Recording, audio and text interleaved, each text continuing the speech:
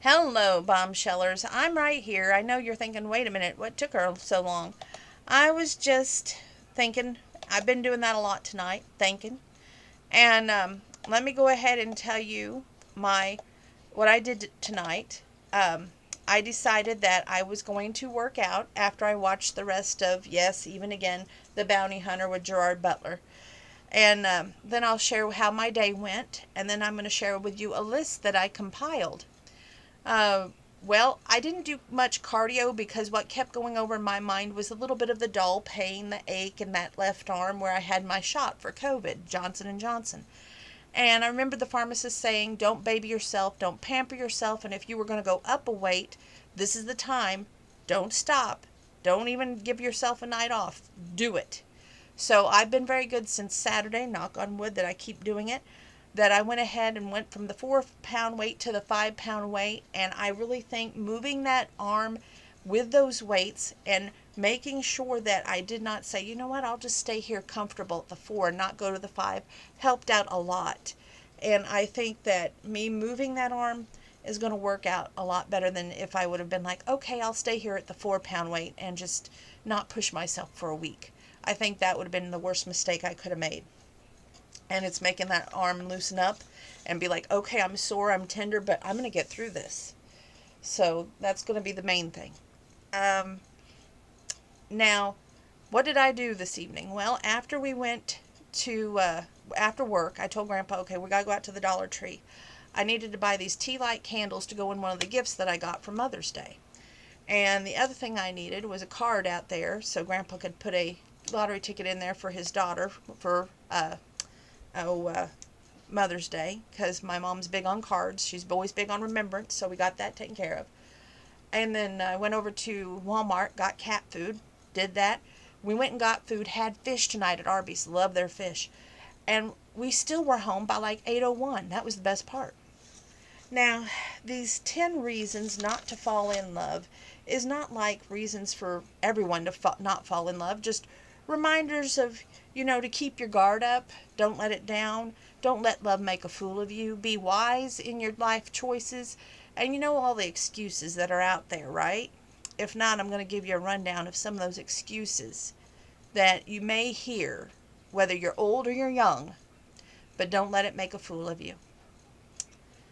When you're not around them and they're hanging out with their boys, wherever that may be, and there's alcohol involved, are you sure that he's still missing you and not messing up? Um, too many temptations like we see on that Temptation Island. When that looks too good to be true and they decide to jump the ship, so to speak, and they think that the grass is greener on the other side, and they find out later it's not, and they come crawling back to you. Are you going to forgive them and let love make a fool of you again? Or is the old saying where mercy is shown, mercy is given, and you want to actually be a fool enough and let them back in your heart? You're going to do that? Are you going to say it was just the alcohol that was involved that night? Or are you going to say, well, you know what, maybe, just maybe he's a good guy deep down and it was just the boys that influenced him? Don't make excuses. Number 9, the long distance relationship, whether it be here in the United States or international. Trust is always a big issue in any relationship. Adding trust to a relationship that is not where you get to see them every single day, where they're not texting you, not calling you, finding some sort of excuse, and then in the end you're going to hear, I'm so sorry. The distance got to me. I had to have my best friend's wife. Are you going to be a fool and fall into that kind of trap? You know now what might happen. Don't let that happen to you. And yes, that's what Mike told me. If he's got an occupation that keeps him away at all hours of day and night, and he quote unquote forgets to call or send a text message or even FaceTime you, and it's just basic communication, do you really think that now one time is fine? I'm not talking about one mess up and hang him out to dry. I'm talking about, let's say, a whole week, maybe 2 weeks, and then all of a sudden, hi honey, how are you? Well, what were you doing for those 2 weeks that you were gone? And more importantly, who the hell were you communicating with? Because it sure wasn't me.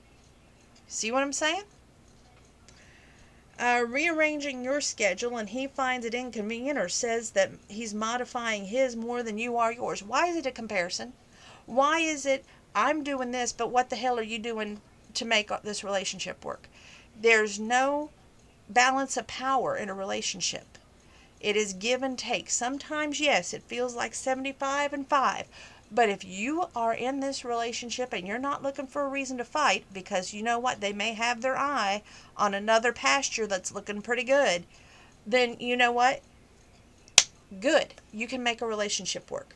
But if they're trying to dig and dig and dig and find a reason not to, then no, they're not going to let it work. Okay, high expectations. Now, this one's a good one. They say that maybe you watch too many Hallmark movies, Lifetime movies, or TV programs, books, or even music, and it's giving you such a Cinderella idea, and you think that a man should rescue you from your situation. Maybe not rescue, but by God, what the hell ever happened to romance? You know, I'm talking about good old-fashioned romance. We're talking about the guy decides to stop by and put a thinking of you card on your windshield. We're talking about maybe for no reason at all on a Friday when the flowers are on sale at the flower shop, you get a Friday flower bunch that says, about this time last year, what were we doing? And you don't sign it. You don't have to sign it because, by God, it's on the anniversary of your first date. You know, whatever happened to stuff like that? I mean, where did these people for the ideas of the movies and books and even music come from? If you say that you can't talk to someone, because this is something that on my chat channel of, I think it was 321 chat that I got into the other day, this guy messaged me and said that most women have high expectations, so therefore he's done trying, but he had a friend coming over at 4:30 in the morning. Now, you and I know what kind of friend comes over at 4:30 in the morning if it's a male and he's expecting a female. You know what I'm saying? They're not there just to play poker. Maybe not the kind of poker that you and, sit at a table with cards with, if you get what I'm saying. But what I'm saying is, he's trying to think of excuses not to be in a relationship with any woman who watches either the Lifetime or because he said he didn't even own a TV. Well, come on. If he doesn't own a TV and he's having a woman come over at 4:30 in the morning, you see what I'm saying? It's a man with ill intentions. Well, the newness is wore off. This is number 5 of your relationship.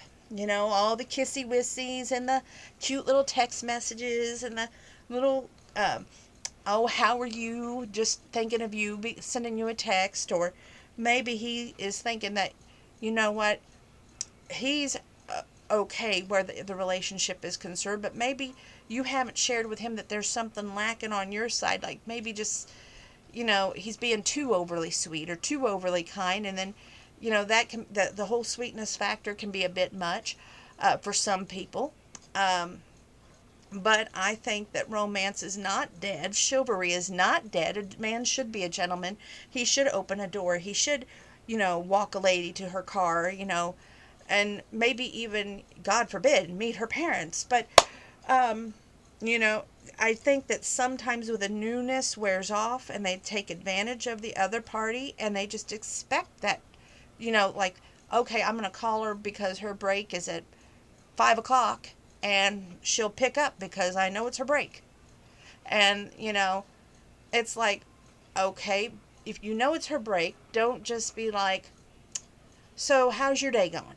Share a little bit about your day so you can say, hey, this is what's going on in my life. How about your life? And then, let her talk about her life. You know what I'm saying? Just don't be so...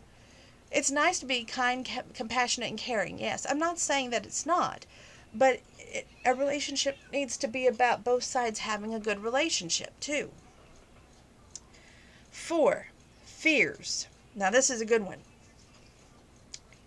Where rumors are told, and rather than talk to you about it, he gets the story from maybe 4 or 5 different people. And then later on, you don't hear from him maybe for a couple days, and a couple days later, you get the old, instead of like they would, in the old days where they would send you a letter by mail, they send you a text message that says, oh, I think you're a wonderful person. But they don't tell you, they're not truthful with you. They don't say, Susie, said this about you, and Joseph backed it up, or Joseph said this about you. And who the heck cares? Are you in freaking grade school? If you are a mature adult, who the heck cares unless you've actually been the mature adult, went to that person that you're in a relationship with, not give a hoot what all these other hoodlums have to say, and you've been like, okay, I don't want to hear it from somebody else. I don't want to read it on a screen, whether it's a computer screen or whether it's a text message. I want to hear it from you. There's a great song from Eddie Raven. I want to hear it from you if it's over. I mean, that's the best thing you can do, let alone Lionel Cartwright. He had another great song, Say It's Not True, where he's like, friends have been avoiding me. Red Akins even had a song. I can't even think of the name of that. But he had a song too. And it's not the That Ain't My Truck, but there was another one that was on his tape at the time, but my mind is not thinking of the song tonight. It's best to hear it from the source, not some Tom, Dick, and Harry. And let me tell you something.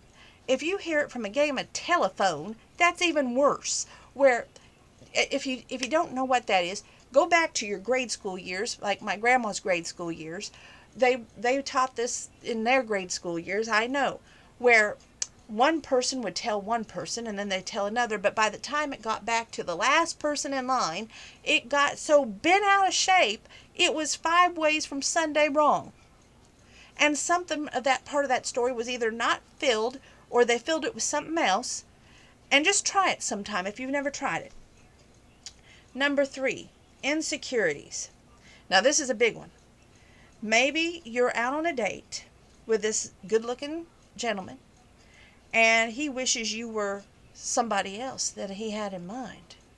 But yet, he thinks, oh, I'll date her, but in the back of his mind, he's sitting there comparing you to someone in his life that was previous, and you're never going to measure up to her because you're not her. And maybe he wished you were her, and the whole time that he's regretting being there with you because you're not her. So, that's another one, not to fall in love. Just don't do it. Love makes a fool of you. Number 2, maybe you both want different futures. Now, this one reminds me of the young lady that I told you about who went on her first date and she asked about the 5-year plan. One wants kids, maybe one can't have kids, and one wants to adopt, but yet, if he hears that word adoption, that's not his own kids, and he would hold that against her in a relationship, because why? That's not his offspring. So, you got to just go, okay, this is what I want, this is what you want. Is that really fair? Sometimes wanting different futures, that can be just as hurtful. And if you have polycystic ovarian syndrome and they say, quote unquote, you know what, I want my own kids and you can't give me that. So then they hold that against you and they just say some stupid line rather than being honest with you that the kids is a big thing.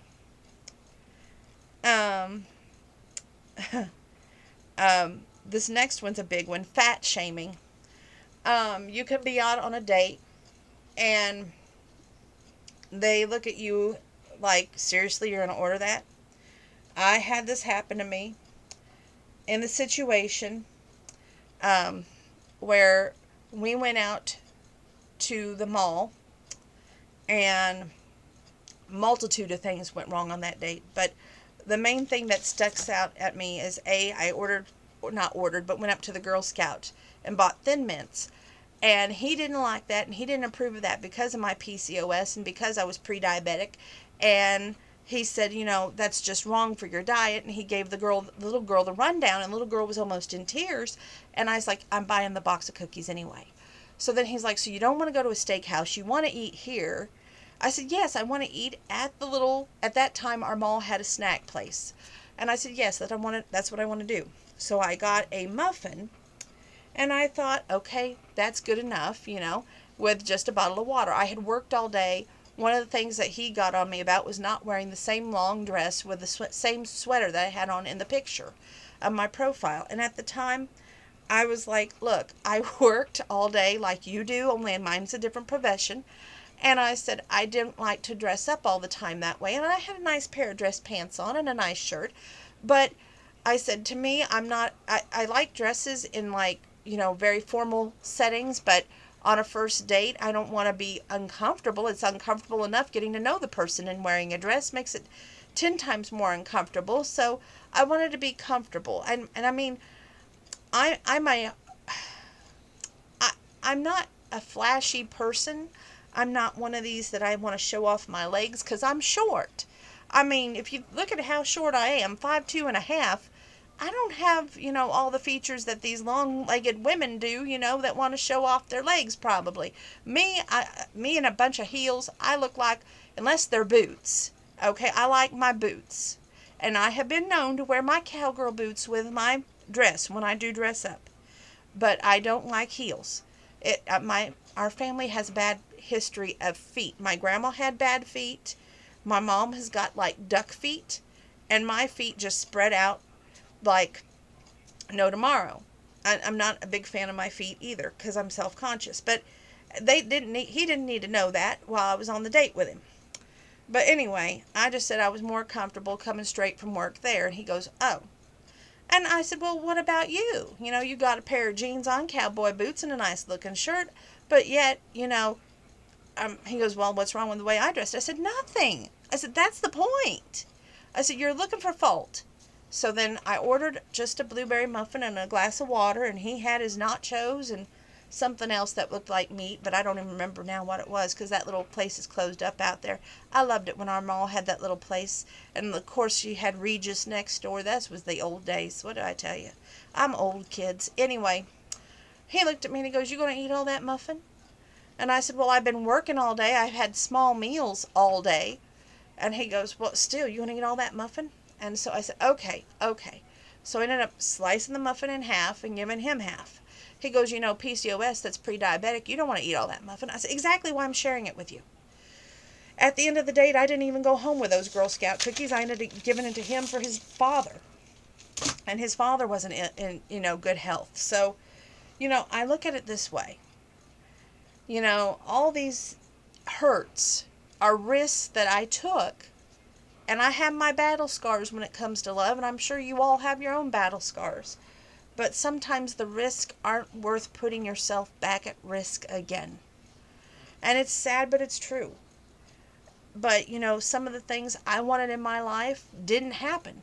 And I love to plan these things out. Why do you think I gave my wedding dress to the thrift store? It wasn't because I thought, oh, eventually it's going to work things out and I'm going to get married.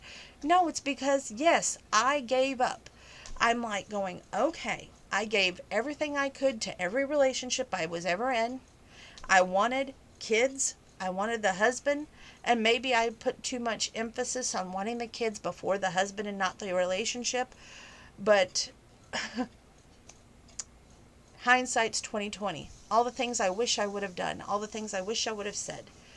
Set the record straight once and for all. And just been like, look, listen to me and not everybody else. But it is what it is. And those are reasons not to fall in love. Because somehow or other, you're always going to be wrong. Somebody else is going to be right. You're never going to be enough. You're never going to be pretty enough. They're always going to cheat on you, lie, steal, or backstab you in some way. And the worst part of all of it is excuses. Reasons why. But if they gave you the chance and gave you the opportunity, probably would have been the best relationship they ever had. Well, that's all I have to say tonight. I wish you faith, hope, and love, and joy, and happiness. And above all else, I wish you love. And make sure that you have prosperity in your bank and in your heart. Know that you need to be wearing your mask. You need to be washing your hands. When you can't wash your hands, still carry that hand sanitizer. Wear that mask. There's no excuse. We still are in the pandemic. And make sure that above all else, you want the best for everybody else. I hope in those reasons I give you, if you're new to dating, if you're an experienced dater, maybe you can take something from that list and go, you know what? She's right. I, I don't need to fall in love. And, maybe, that list is for more negative than it is positive, but it's just sometimes the worst scenarios makes you so bitter and makes you so like, why bother trying? You know, it's just like with my PCOS, I would tell guys after Mike and I broke up, every time I would go on a dating site, I would put that I had PCOS. I was very honest about that, um, mainly because I didn't want them going into a relationship knowing that there's a big possibility I wouldn't be able to have my own kids or they wouldn't be able to pass on their genes. If that was something very important to them, I didn't want to hide that. I didn't want them to know that, there may not be that chance for biological children. And there was an easy out, if you will, because in all reality, some guys are looking for that easy out or the way out of the relationship rather than giving it a chance. And that's another thing, reason not to fall in love. Maybe they're looking for an excuse, an easy out, something that you've told them either about yourself or they know about your history that they can use against you rather than giving you a chance. And, my PCOS was used many a times against me, whether it was fat shaming or whether it was, you know, looking for a reason not to be in a relationship, or they decided, well, that's okay. They've had their kids and they didn't want to take a chance at having kids. You can just think of all the excuses in the world. But one thing I can say is I always gave them the honest truth on that I had PCOS. I was never ashamed about it, never hid it.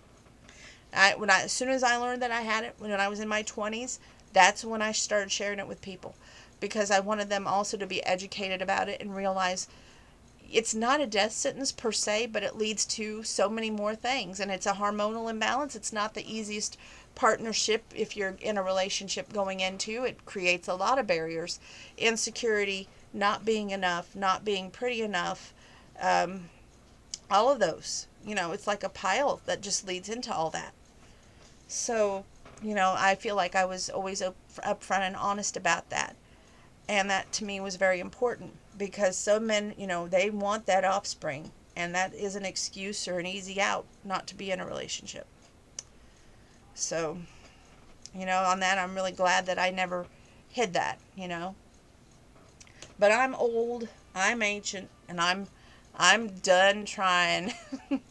But I wish you all the very best. Faith, hope, and love, much success, and prosperity in the bank and in your heart. Remember, it's better to give than to receive. The greatest form of payment you'll ever hear is thank you. And please tell them to pass on a good deed, so that chain of love does not end with you. That's the kind of love we need in this world. It's something that keeps giving, and I wish them all the best, and I wish you all the best, and God bless. Good night.